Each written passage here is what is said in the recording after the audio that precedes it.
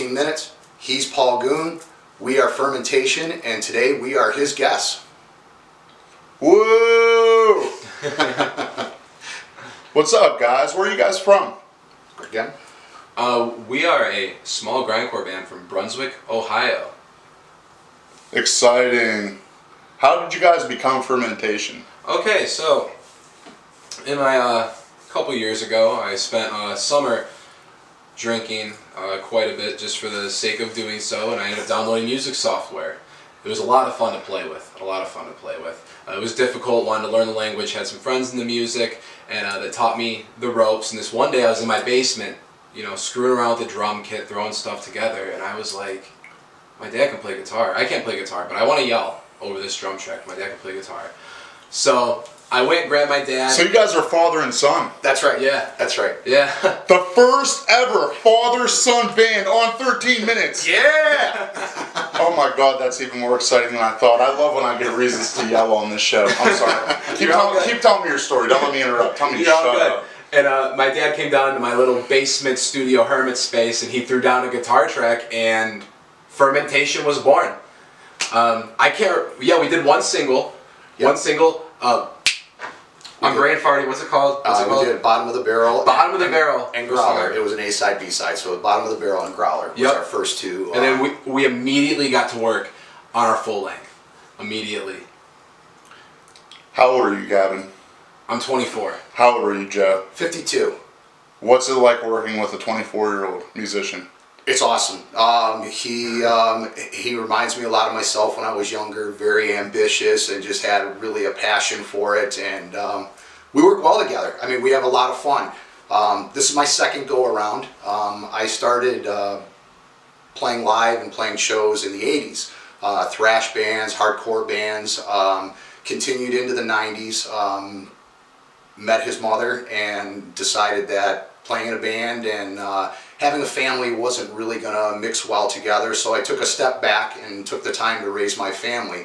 Had great memories doing it. I actually played in New York City more than I played here in Cleveland, playing CBGBs, the Atlantis, Spiral, Underworld, doing weekend gigs out there and traveling back and forth. And when Gavin got into the scene, he's like, I know your history and I know what you used to play, and I'm like, yeah, I can do this, and if I'm going to come back into it again, I'll do it for you, because it'll be fun, no drama, no nothing, older, more mature now, and that's what the whole thing has been about, is having fun, spending time together, and just, there's no pressure, it's just, everything's all about having a good time right now. Yeah, and the fact that we live together, the studio is in the basement, you play guitar, I did vocals, we could do anything whenever we wanted. It was really convenient. And real quick, I forgot to mention one thing. I had like a brain fart for a second. After we came out with this single and everything like that, I was sitting there thinking, I'm like, I need to figure out a name for this. And he was like, well, what are you thinking for the band? I'm like, well, I want to do like beer grind. That's what I want to do. He's like, how about Fermentation? And I was like there for a second, like, that's really good. Yeah. That's really good. I like that shit. I love the beer theme. I don't even know if I want to call it a theme. Metal bands don't have themes. It's just about beer. I don't know. But I want to know if either of you can tell me the dictionary definition of the word fermentation. Yeah, to overripen and basically I think it's to create alcohol, to mature, I guess. To me, it's to yell to the point of passing out on stage, but to each their own. Yeah, to mellowness, yelling into a fit of rage of mellowness. There's like different kinds of grindcore, There's like thrashy, straight up grindcore, and then there's like kind of like grindcore with like some bridges and some melody and some... What kind of grindcore do you guys make? Okay, so this is... my vision kind of changed as time went on, and the way everything kind of came together, it kind of became this vision. I think that was a little different from his and mine, for the pure fact that we both had differing visions, but both of our influences poured into the same direction. And I kind of came from more violent roots with hardcore and beatdown and slamming beatdown, stuff of that sort. I love violent music, I have an affinity for it. And you were kind of more on the thrashy side of things, and you would kind of do these more, super fast, then we would have some heavier riffs, but it would have your thrashy influence to it. Yeah. I would have to say at the end of it all, it was probably more like a fastcore type, like grindcore. I think we were probably more punky, but like very heavy. Yeah, there was some elements of death metal. I've heard it. Yeah. I've heard it. It's grindcore. That's what it is. Yeah, it's fast. It's like thrashy. It's to the point. What's the perfect song length, by the way? I mean, these are like short songs, aren't they? Most of ours, about a minute, yeah. 1 minute, baby. If it's any longer, it gets boring, dude. And it gives them a chance to take a breather too, in between. And we actually had joked because the songs were so fast and everything that we were going to call our first album "Stairway to Carpal Tunnel." So, but it did end up. Our first album ended up being called "This Is War," and that actually had a story behind it too, because when Gavin was in elementary school, he made this little book of all these little character things, and put it all together, and it was all these obscure scenes. They were phallic looking. Yeah, they were kind of phallic looking. I don't know why he didn't keep it in a Ghostbusters lunchbox or anything, but so he called it "This Is War." So I'm like, you know what? That's what we're gonna call our first album, based on this, thing you put together when you were a kid, and kind of had a story behind it, and that's what it was. So yeah, and it was funny too, because we were thinking about the name for the album. That little booklet, my mom coincidentally found that, and he mentioned it. I'm like, I like that. Like, let's just stick with it. So that's fucking awesome. Yeah. This is like so wholesome and so hardcore at the same time. Yeah. My brain's like not sure how to receive this, but it likes it either way. Does grindcore have anything to do with skateboarding? It sounds like it would. I mean, to a lot of people it does. That might be more you. You have... Yeah, it was popular with the skate community, and I mean, some of the venues used to have skate ramps in them and things like that, but I guess liabilities kind of put an end to that for a lot of those venues. But yeah, it's popular. Real quick, kind of funny. I think it's funny you do mention that. I'm not a big skateboarder myself. I used to when I was younger, but not now. I vape, and I went to this vape shop, and this guy walked in, noticed I was wearing a grindcore shirt. He's a skateboarder, and he just proceeded to pull out a piece of paper and just wrote down all these bands as soon as he found out I liked grindcore. He was a skater kid, and he loved grindcore, and he slid this piece of paper over to me, and I spent like a week going through the bands and stuff like that. And I'm not sure if you know like the lights of like Dystopia. He introduced me to that. They were like... I've never heard of them. Yeah, some interesting shit. It was very dark, but I thought it was like small world, man. Small world.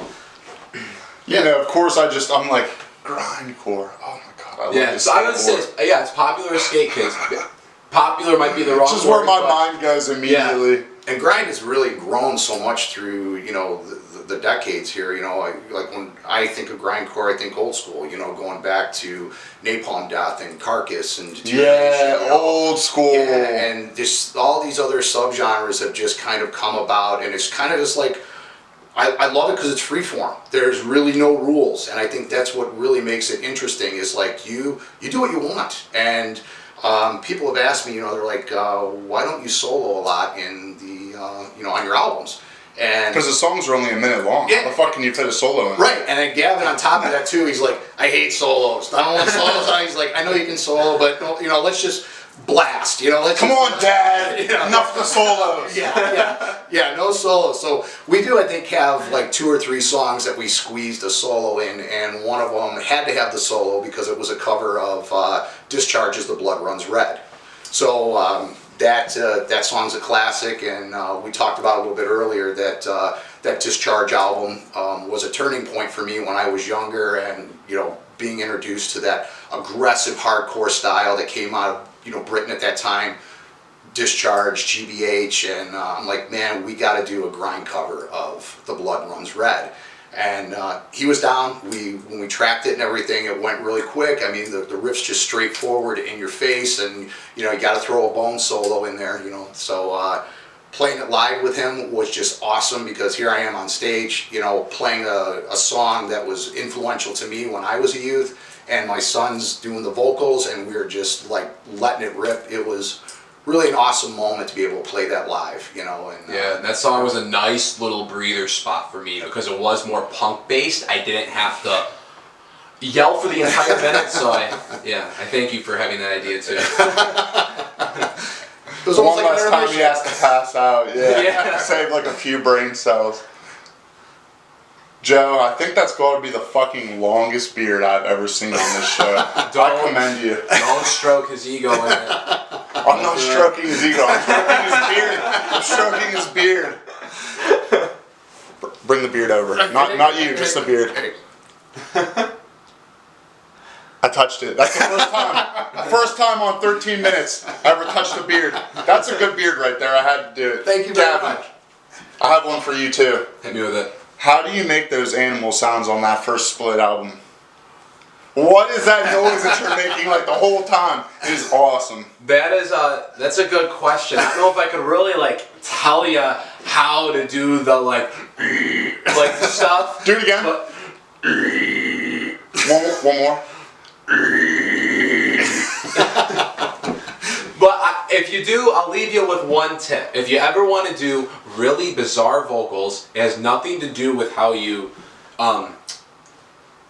like make the noise per se. It's all about tongue placement. If you want to make weird noises, you place the tip of your tongue at the roof of your mouth, and you kind of go from there, just like that. Yeah, you guys can't see it right now, but making funny faces back here.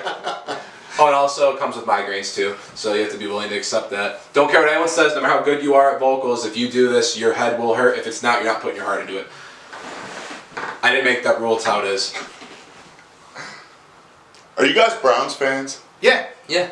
Fuck yeah. You guys think the Browns are going to lose to Cincinnati today? I don't know. I've been a Browns fan my whole life, so it's like I've learned to accept the ups and downs that go along with that. You know, it's What's in the fermentation crystal ball? What do you guys see? Are we going to live up to our normal reputation today, or what's going to happen? Personally, I kind of want to go 0-16 again and have another parade. I've never felt so united as Clevelanders until the Browns have What is up with our fucking football team, guys? I can't even say like, you guys think we're going to beat Cincinnati today? Because we're probably going to fucking lose. Yes, I mean, being older, I've lived through the drive, Red Right 88. You know, it's been a part of my life. You know, so They're hurting me. They hurt me. Yeah. Really, more than any woman ever has. What tuning do you guys usually play in? What tuning do you like to use on the guitar? C standard. And when we play live, actually, we have been known to have a very big backline. So when we were playing live as a two-piece, we wanted to fill everything in because we used the drum machine and everything. So we would bring a bunch of 412s, and I run a split signal. So on one side, I use, so I'm going to divulge my gear setup here. So on my one side, I use a Marshall JCM 2000, which is overlooked as being just an awesome amp. It has a lot of bottom to it. It's real thick, real bassy. On my other side, I use a custom audio mutation amp that Kern Murphy made for me, and it is just a high gain beast. It's kind of like a Soldano SLO 100, kind of had a baby with a frameless dragon, a very high gain, punchy, piercing. So we run a split. So the JCM carries my bass tone, and then the other side is more of my high end. And the two of them together is just this monster wall that just like hits you in the face like a sledgehammer. Shatters ears and And rumbles we guts. are loud as fuck. Everybody's like, man, you guys are so powerful for just a two-piece. And you know, you could feel the floor shake. It's really a great system that we just came together through trial and error. I tried some other cabinets. I was using a Boogie dual rectifier for a while with that, and it was awesome. I mean, it was, but I approached Kern about doing something a little bit more aggressive, and he picked up on what I was putting out there, and man, he is an amp wizard, by the way. So there's a plug for Kern Murphy from Custom Audio Mutation. If you guys ever Shout out! yeah, Kern is the amp wizard, and he knows. So What's the difference between brutality with an EW and brutality with a U? it's about beer. So we kind of took the brew, and it's all about the brew. Is that as simple as it is? I forgot we did that. I love the fucking brutality shirt. Listen, ever since you shout out these guys, by the way, Fermentation, first band to send me some make sure I had some merch and sent me it through the mail. Send me your shit, motherfuckers. It's a dope shirt. It says brutality, but it's spelled like brew, like a beer. And I wear that shirt all the time. I fucking love it. Thank you guys. Yeah, that was a concept we came up with, and Jared Moran, who does drums for us, he does our artwork too. Shout out! Oh yeah, he is a blasting Where's Jared machine. from? Where's Jared at? He is from Mississippi, from Gulfport, and he plays in, more bands that I think that are in the grindcore community. I mean, he plays in Maggot Crown, Filth Eater, and he put out, I think, 20-some different albums this year with various bands that he worked with, and some of those things he did everything himself. Played guitar, did vocals, did drums. Very talented individual.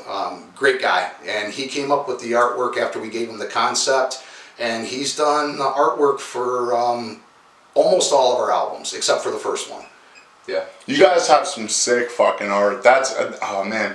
Shout out Jared. Too bad he couldn't be here today. I'm going to have to make a real good reason to get all three of you guys together. Oh, yeah. Apparently maybe it's going to be loud as fuck, because I would love to see Fermentation in concert. Yeah, we're all together. Go see these guys when they have shows. Who doesn't want to go see Fermentation in concert? Do you guys have any shows coming up? Not right now. So what happened was we had a lot of stuff booked going into 20, including Rabbit Fest that was at the Buzzbin. And then when things started to get canceled, we kind of backed off a little bit. And we've just kind of been waiting. We're kind of waiting for things to kind of get back to normality again. A lot of the friction that's out there over everything that's going on. Like I said, we're all into this for fun. And if we don't want to be in the middle of conflict, that people are, the whole vaccine, unvaccinated, all this other stuff and everything. So it's like, once things get back to the way they were and everybody's calm again, I think that's when we're going to return and come back to it and, get back into that vibe again. It's kind of like a gray area for us right now, but we do have plans to do another album this year, and hopefully by the end of this year, everything will calm down a lot more, and then, get back to having fun. Hopefully that makes sense.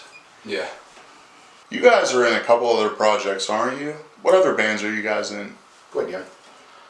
The other project we do together is Pus Drinkers, and then I'm working with you in your Method of War. And Pus Drinkers, I love Pus Drinkers. It's just straight to your guts, gore grind. And that is like as brutal as it comes, as obnoxious as it comes. There's not a single lyric being spoke. Fermentation has a way with words. Pus Drinkers does not. It's just gurgle, gurgle, gurgle. And yeah, it's like more of those animal sounds. Yeah, nothing but them. Yeah. Can you do that one more time? Fuck yeah, I love it. Oh man. We actually have some Pus Drinker songs that don't even have lyrics. It's just sounds. That's it. Vocal sounds. And I was wondering if bands do that. So that's a real thing that isn't. Oh yeah, okay. Sometimes it's a joke. Yeah. Like if you listen to slamming brutal death metal at all, I literally have seen guys playfully pick at each other over putting lyrics in their songs. Like, you actually took the time to write lyrics, you dork. Bree bree oink oink bitch. But yeah, I've almost passed out a couple of times recording Pus Drinker lyrics, standing up and jumping just to try to get every bit of air out of my lungs to finish the part. And it did. There are certain parts that were just beautiful gems because it really carried over the energy from everything. Yeah. Those were some of the most fun songs to track. We did some of those albums in a weekend. The whole thing. And it was, all right, well, we'll grab some beers, we'll go down to the studio, we'll set it up, and we just ripped and just went right through it, and it was just one right after another. He would program the blast beats. I'd start coming up with the riffs, and we're putting all this stuff together, and it blast beats! Yes! The whole time. Yeah, and it just flowed. It was just, man, it was one after another, and then, he's... we would typically track drums and guitars in a couple days or a day or two, and then he would come through and do all the pig squeals and grunts and all that other stuff, and it was fun. I mean, like I said, no rules, no nothing. And interesting story about one of the tracks that we did, because most of the stuff we try to keep like around a minute.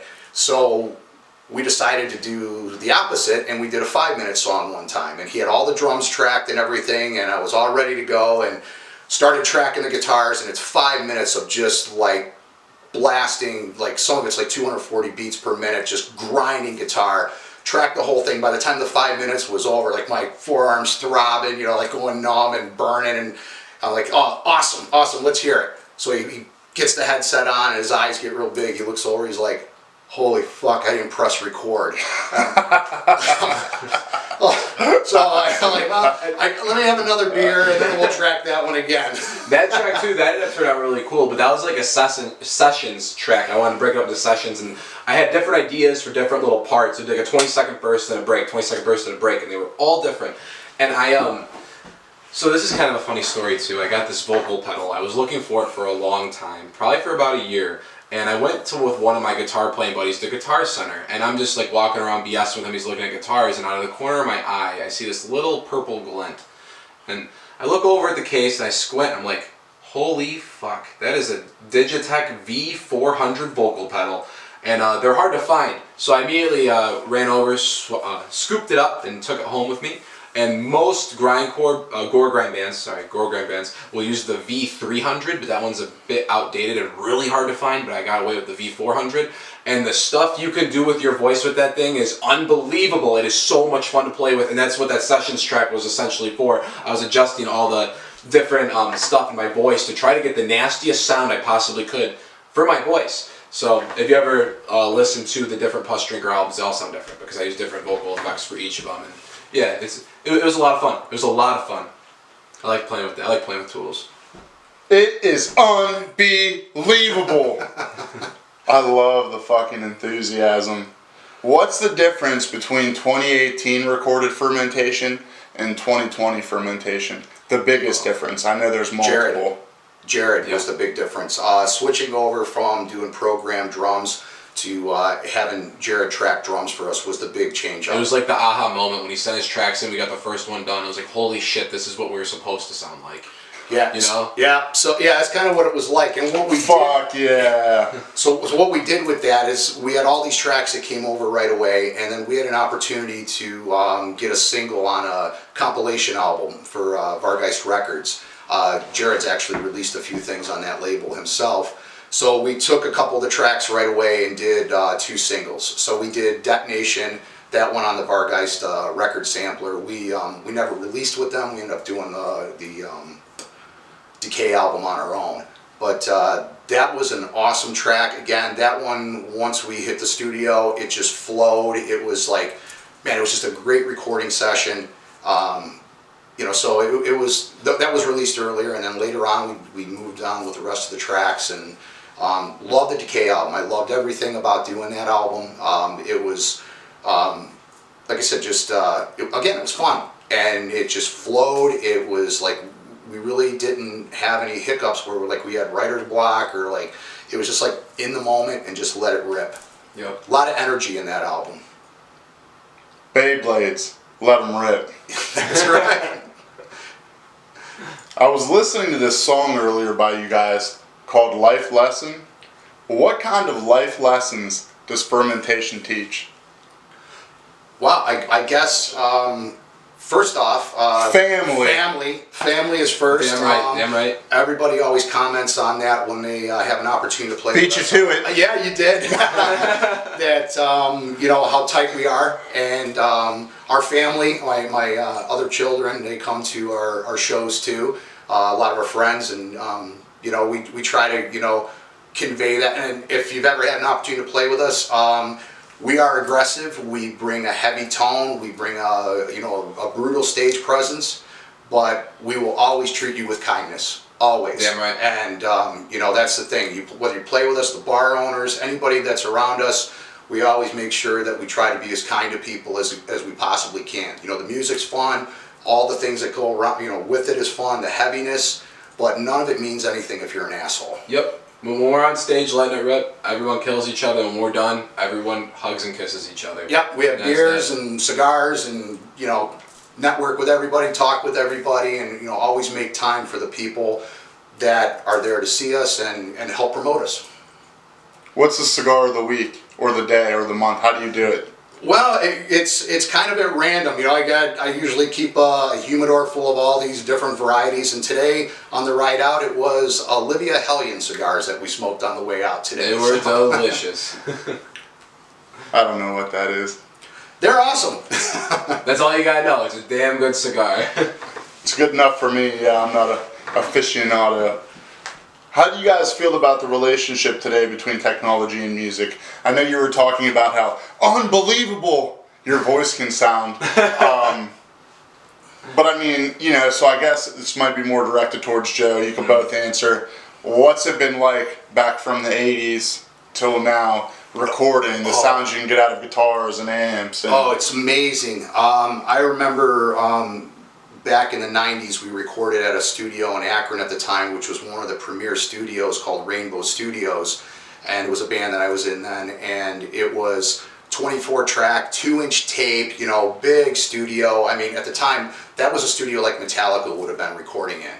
And it was a lot of stuff in the studio to make this EP. And now looking at software that people have in their home and the ability to create a lot of these classic sounds that took so much time and energy back in the day and do it with so much ease now, it's amazing. And it's a lot less time consuming. I know a lot of bands now are doing a lot of their own home studios, and a lot of really good releases have come out of home studios right now. And I think you know, it's a great opportunity. And you know, you spend the money up front for the software and the equipment, but compared to what you would pay to be in a studio back in the day, it pays for itself in your first recording or two. Yeah, I think the advancement is absolutely beautiful because it makes it accessible to people who possess talent, but maybe they aren't very fortunate, and they can get their hands on it and they're talented with it. Yeah, a lot of awesome music has come from the advancement of these technologies for sure. And let me take this another step forward too. Social media. So when we were doing promotion back in the 80s and 90s, like in order for us to play in New York, we were doing road trips. So we would do a weekend road trip out to do promotion, and we'd put together the promo pack, and you had the bio, and you had the picture, and you had to do the demo tape, and you had to spend a whole weekend just... Physical EPK, baby. Yep, and you had a network with all these... There's nothing express about that, huh? Yeah, right, yeah. And it was very time consuming, and all this promotion that you had to do for yourself consumed a lot of your time. Now with all the social media that's out there, it's all at your fingertips. There's no reason for you not to be able to be known unless it's your own laziness. So I mean, it's right there at your fingertips. A lot of resources there now versus what it was. Geez, I remember in the 80s we were doing tape trading. So I was a teenager in the 80s, and all these thrash bands would come through Cleveland, and they'd have this big group of people that were there to see them. They're like, how the hell did this happen? It was through fanzines and tape trading, and you would go to the classifieds at the end, and you know, I got this band that I have tapes from, they're from New York or California. You send me tapes, and then I'll send you tapes. So we were all using the mail to be able to get things through the mail. I think it's so funny you tape traded too, because tapes, it kind of died, kind of came back, and with my label I ended up getting a big collection of tapes, and I would go to Anti-Music Fest in Dayton, and I would set up a stand for all my releases that I handmade and everything like that, and I would sell them. And I don't know if you know the band, Viscera Infest? Is that what they're called? I'm learning new bands today. I've never heard them either. It's a Japanese I'm gonna have to do my research. Yeah, they're amazing. Their drummer, he can play, I think, like 330 beats per minute with one hand. They slowed him down, hitting his snare. He hits his snare 11 times per second with one hand. It's insane. And the dude, he's kind of smaller. And when he would go to roll his cymbals, when I watched them play live, they're incredible. He would have to go up like the side of his seat and roll the cymbals and sit back down and go right back to it. They were so cool. But anyway, I'm just sitting at my table, you know, just typical Dayton shit. And one of their, two of their guys come walking over to my label, and they're buying a bunch of stuff. There's no complete language barrier. They spoke Japanese, I spoke English, and we're trading tapes. Yeah, so Gavin mentioned the language barrier. With music, there is no language barrier. That's the thing that unites us all. That, you know, we all have that in common, and you know. Especially when there's no words, huh? That's right. Yeah. That's right. Yeah. It's a beautiful feeling. It is. Just literally bonding over an interest. You know. It's very simple, but it makes life worth living. You know. There's a lot of bonding going on in this episode, guys. I feel like I'm part of the Fermentation family. You're in. Welcome to the family. I'm Paul Goon. They are Fermentation. That was 13 minutes.